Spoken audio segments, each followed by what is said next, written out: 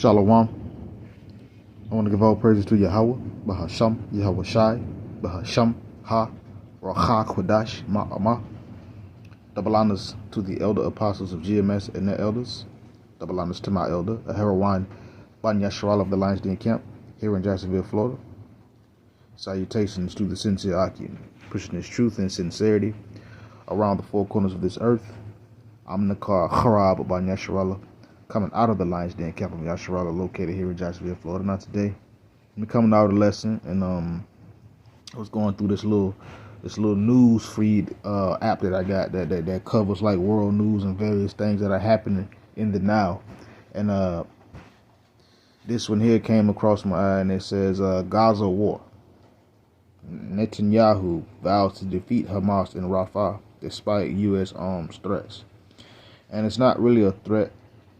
Well, it may be a threat, I don't know. But basically, Babylon, America, is threatening to stop giving these Israelis certain weapons of offense to deter their operation in what it is, Rafah.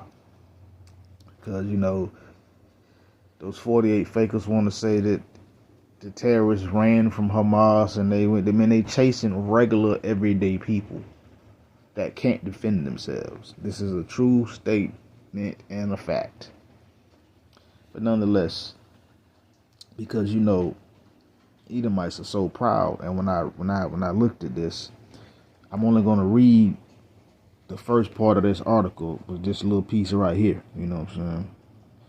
But that's just the pride of Esau, these Edomites. But nonetheless, let's get right into it. It says Benjamin, not a Jew, has vowed Israel can stand alone. Well, if Israel can stand alone, why people over here in Babylon paying taxes to them, giving them all the money? Why they getting all the aid and stuff if they can stand alone? But let's continue. It says, has vowed Israel can stand alone after the U.S. warned shipments could be stopped if he orders a full-scale invasion of Rafah in Gaza. Thousands of people have already fled to the southern city after the Israeli military began what it called a limited operation on Monday. It says U.S. President Joe Biden repeatedly warned against the operation, saying that it would cross a red line. But Netanyahu dismissed the warning, saying Israel will fight on. If we need to, we will stand alone. I have said that if necessary, we will fight with our fingernails, the Prime Minister said.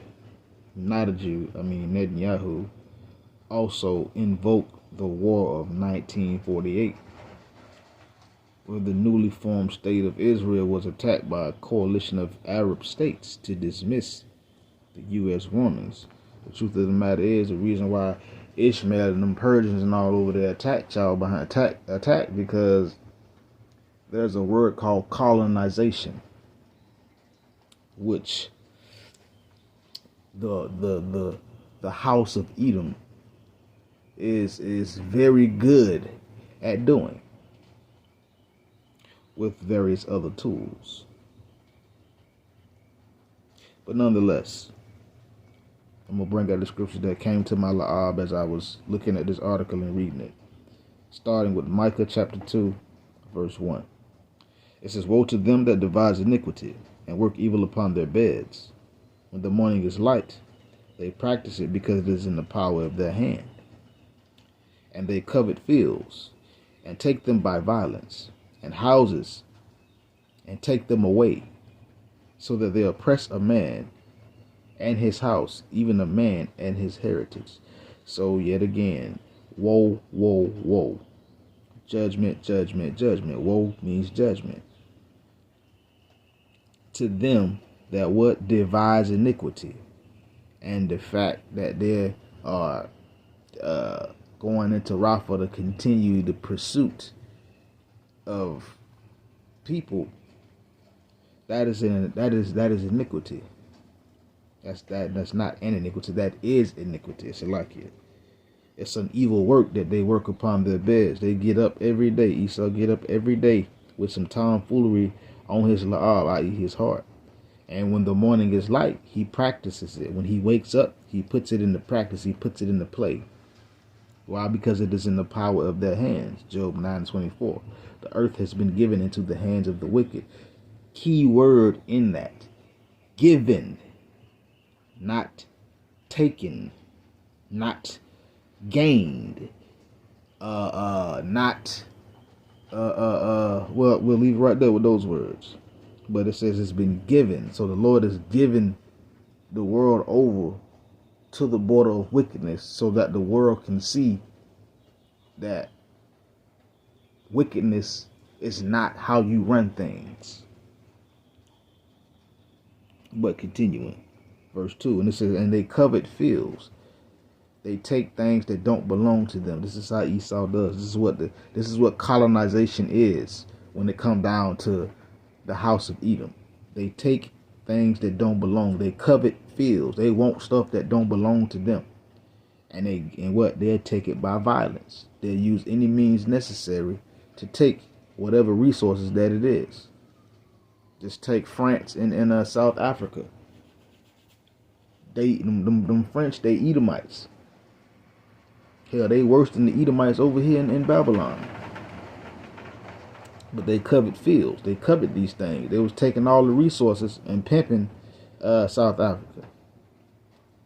But South Africa had enough and say, get your ass up out of my country with the hurry up. And now South Africa is a part of BRICS. But it says, and they covet fields, and they take them by violence. And houses, they take them away. What happened in Gaza recently? They literally bombed houses to the ground and then bulldozed it. They bombed a whole lot of tomfoolery, man. I mean, not a lot of tomfoolery, Salakia. They have bombed a whole lot of things with their tomfoolery. You know what I'm saying? They take houses away and things of the sort. They oppress a man in his house. They'll go somewhere else and oppress another man in his household. Even a man in his heritage. This is how these demons roll. This is how these devils roll, man. This is the scriptures. This is the words of Yahweh Shah that's speaking. And the world has seen this. And the world is not interested. But you have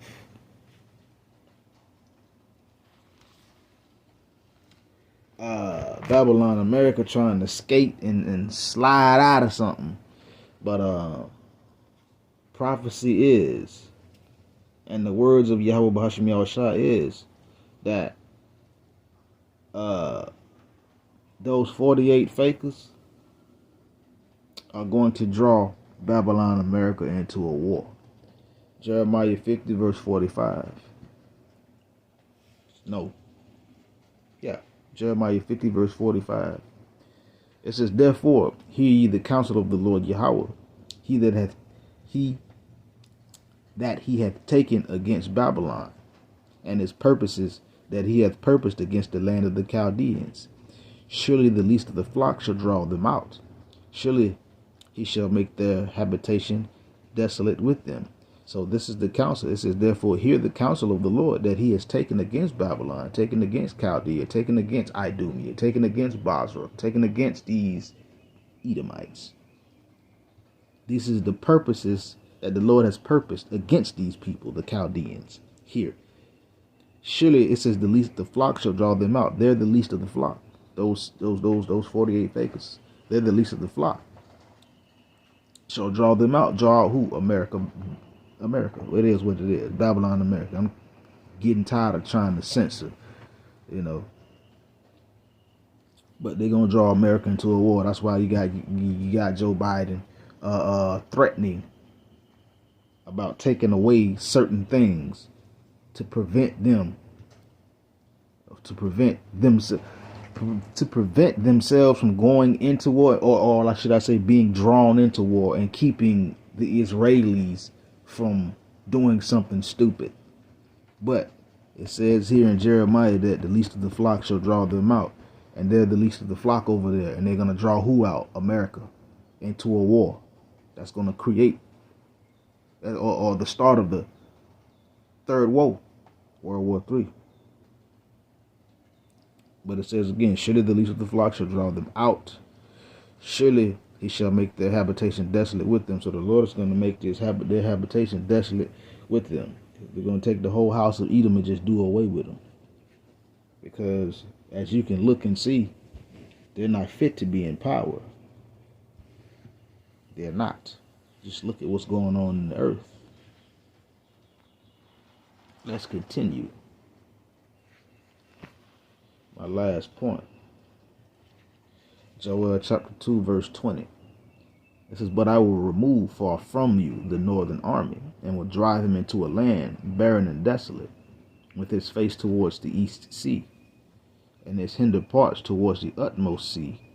And his stink shall come up, and his ill savor shall come up, because he hath done great things. So the Lord is saying here, he's going to draw off the American brigandine, i.e. army, and drive them into a foreign land that's barren and desolate over there in the east, where it's desert at. It says toward the east sea. I wish I had a map I could show you, but I don't. So, but towards the east sea, and the hinder part towards the utmost sea, they're going to be in a spot for war, in a place for war. And it says, and his ill stink shall his ill savor, and his stinks like it shall come up, and his ill savor shall come up. Meaning they're gonna be dead bodies over there. It's gonna be stinking, rotten flesh. The valley of Jehoshaphat, where it's gonna be so much blood, it's gonna come up to the horse's bridle. It's gonna be that much blood and that much destruction and chaos. So this thing is finna happen. And with the poor, pathetic attempts to deter these people, yet and still it says he's gonna go on with it. He's gonna continue. That's gonna draw Babylon, America, right into it, into the war. And with that, shalom.